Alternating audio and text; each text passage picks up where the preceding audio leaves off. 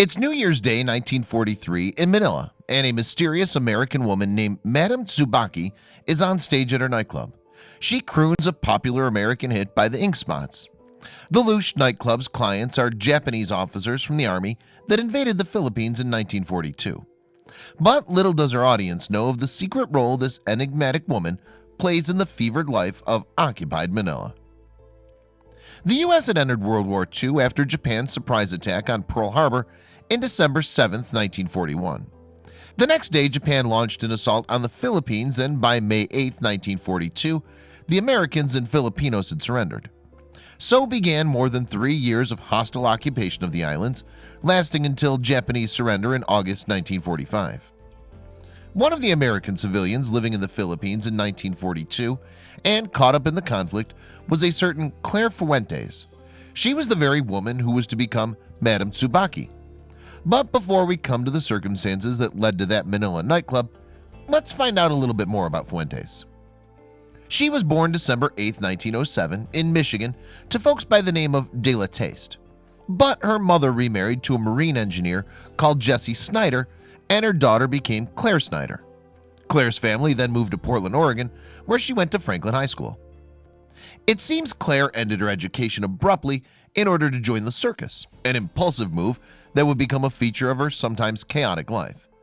Then during the 1930s, she worked in nightclubs in the Northwest states before joining a performing company that traveled to Hong Kong and Manila. In the Philippines, Claire met Manuel Fuentes, whose name she took after marrying him in August 1939. Manuel worked on a steamship that sailed around the Philippines, and he and Claire had a daughter together called Diane. After a visit to the U.S. with Diane to see her stepfather, Claire returned to Manila in September 1941. And then, as we've seen, the Japanese invaded the Philippines in October 1941. It's now that Claire's story becomes decidedly murky.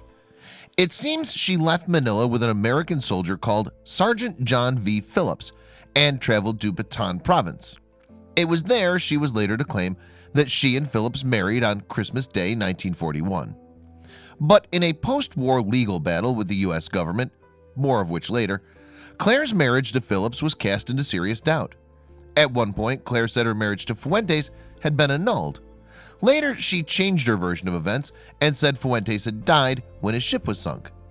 In any case, U.S. authorities did not accept that she and Phillips had really married, and Fuentes certainly wasn't dead. He moved to San Francisco with Claire after the war. And perhaps the salient fact of her marriage claim was this: if she'd been married to Phillips, she'd have been entitled to 6 months of his pay after the war, as he died in a Japanese prison camp.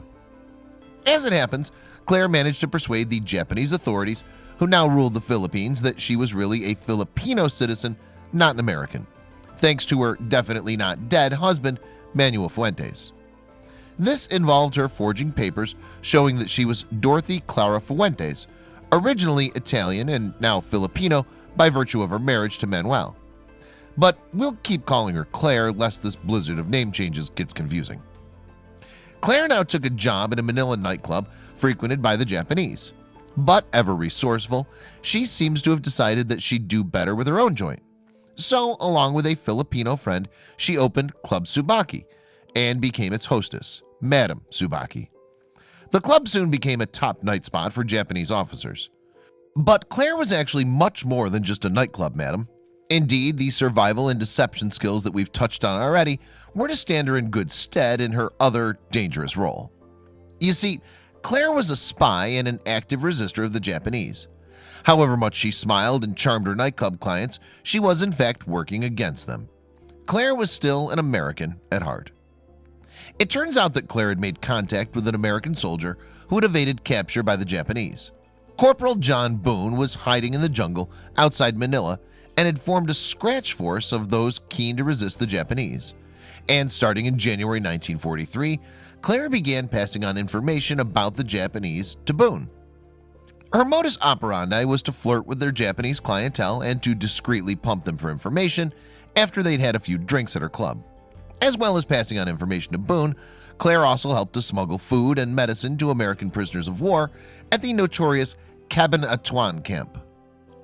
But Claire's spying was brought to an abrupt end on May 3, 1944, when she was arrested for harmful acts against the Imperial Japanese government. She was now in the hands of the dreaded Kempeitai, the Japanese equivalent of the Gestapo. They'd got their hands on her after apprehending a go-between Claire had used to reach out to prisoners at Cabantuan. Locked up in the notorious Bilibid prison, Claire's captors interrogated her using brutal force. She was severely beaten, and whenever she lost consciousness, her torturers would jab lit cigarettes into her flesh to bring her back to life. In spite of this, she steadfastly refused to reveal the names of her co-conspirators. One of her colleagues, Juan Elizalde, was beheaded by the Japanese, and in fact the death sentence was what Claire had originally received. But after spending 6 months in solitary confinement, officials commuted her death penalty to 12 years hard labor. Now the main danger to her life was starvation. Thankfully, salvation came on February 10, 1945, 11 months after her arrest. The Americans had retaken Manila, and U.S. soldiers discovered Claire at death's door with malnutrition in a prison hospital. She now returned to the U.S. and arrived there as Claire Phillips. Back home, she reunited for a while with Manuel Fuentes while divorcing him in 1947. Claire subsequently became embroiled in a battle with the government for compensation relating to her wartime service in Manila. As well as 6 months' wages from the marriage she claimed she'd had to Phillips, she sought recompense for what she'd spent helping prisoners. The authorities viewed her claims with suspicion, but eventually paid her $1,349.21, a sum far less than her original claim. For her wartime bravery in Manila, Claire was awarded the Medal of Freedom, and she went on to write her memoirs, publishing Manila Espionage in 1947. Her biographer, Peter Eisner, told the Washington Post in 2017, "Good spies and heroes are not necessarily Boy Scouts or Girl Scouts. Claire Phillips, or Madame Tsubaki, may have been no angel, but she certainly knew which side she was on during the war."